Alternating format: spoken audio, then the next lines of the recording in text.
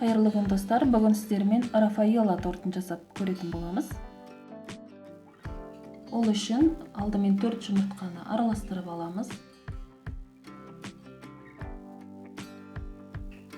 Содан кейін аздап 200 грамм қантты аз-аздан сеуіп отыратын боламыз.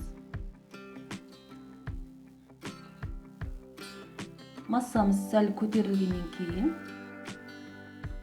ерітілген 60 грамм сары майды және 6 ас қасық өсімдік майын қосып араластыратын боламыз.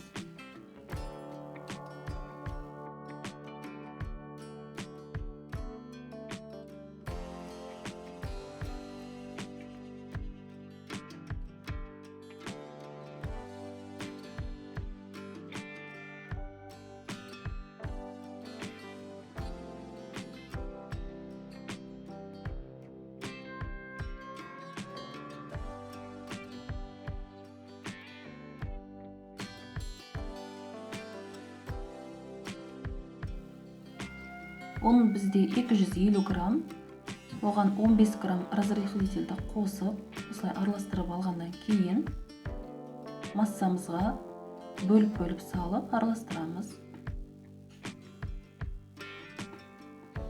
Масса біркелкі болғанға дейін жақсылап араластыратын боламыз.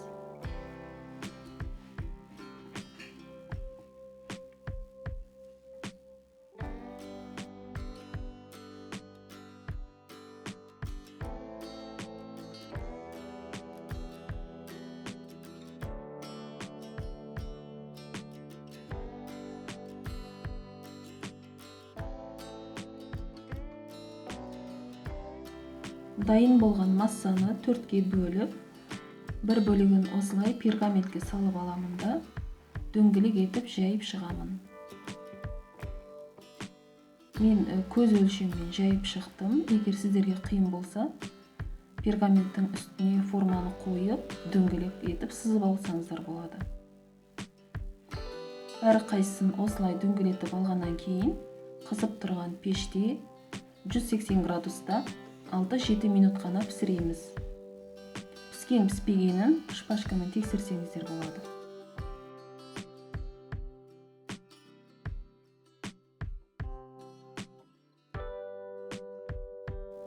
Сәл осылай қызартып аламыз да, коржиктардың шеттері біркелкі болу үшін осындай шеңбермен кесіп аламыз.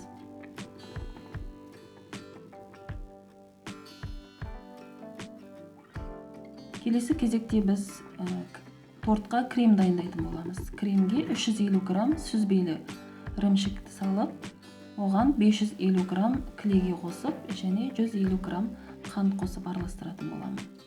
Кремді осылай дайындап аламын.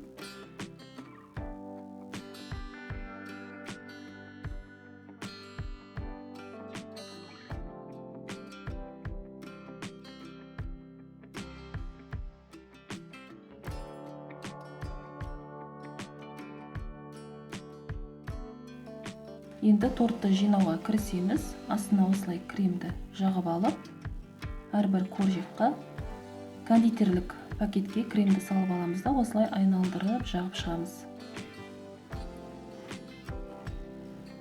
Әрбір қатпардағы крем біркелкі болу үшін осындай пакетке кремді салып алған өте ыңғайлы. Ары қарай қасықтың көмегімен осылай тегістеп шығамыз.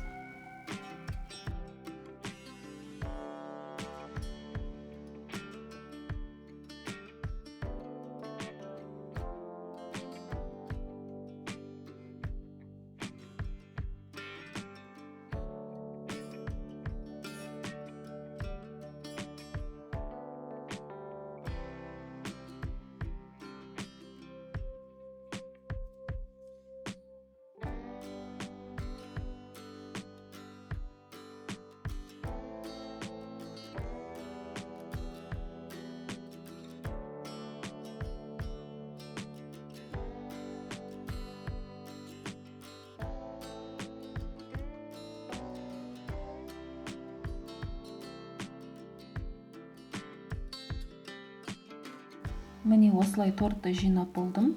Торттың сыртына кокос ұнтақтарын сеуіп шығатын боламын. Мен негізі торттың ең оңай және жеңіл әрлеу жолын көрсеттім сіздерге.